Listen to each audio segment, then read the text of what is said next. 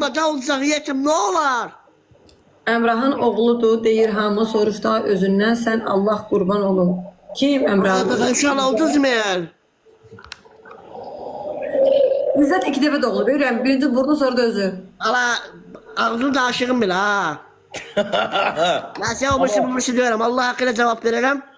Aa, nə cavab verəsən? Nə Ben oldu? kime hep olmuş? Her Əmrahı başımı karabilirsen görmüşsün ya. Əmrahı görmüşsün nə oldu? Ben Emrah işlememişim. Burun aşağı, burun yukarı. Emrah Bey görmüşsünler. Sen de Haran danışsan. şipti. Haran şipti. Haram şişi. Burada yazırlar da ki Emrah'ın oğlu. Ben hep benim oynasam. Git yazana dirende. Bir daha doğulmuş ama.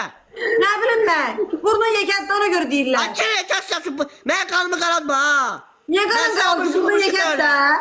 Sen o saat taparım Sen niye ha. kanın karalmadı ki? Sen de kanın karalır. Açırı. Sen kiri.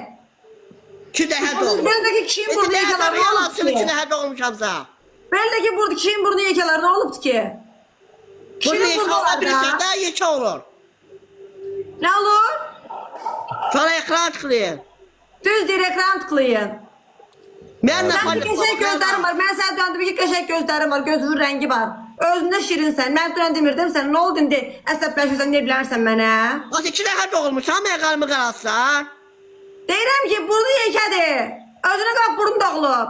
Abi heç Qoy tam bir can doğulmayıb. səqalı Hep olar. 2 dəfə nətər doğulub. Görmürsən tam İki daha da doğulmuş ama kanımı kararsan. 2 dəfə Mən niyə qaralım doğulsa ki səni? O iki Əsəbi daha doğulmuş yerim ama.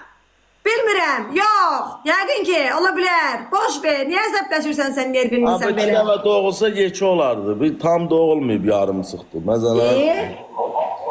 Tamam. Yani burada yazır üstte. Benim günahkarım da burada yazırlar da. Ben Zaten kalkalım. elə O bir- yazan gel propasyon adın yaz denen. İzzət elə bir ki, Allah kısalırsınız beni kanaya kurunan. Yazsın baksın Ya. adın burada yazsın. Gidin o İzzet. kadar. Benim yayınıma yazmıyorum. Ben davayı salmayayım. O yazan Ben bunlar. sen gözüm korkuram ya ondan ben.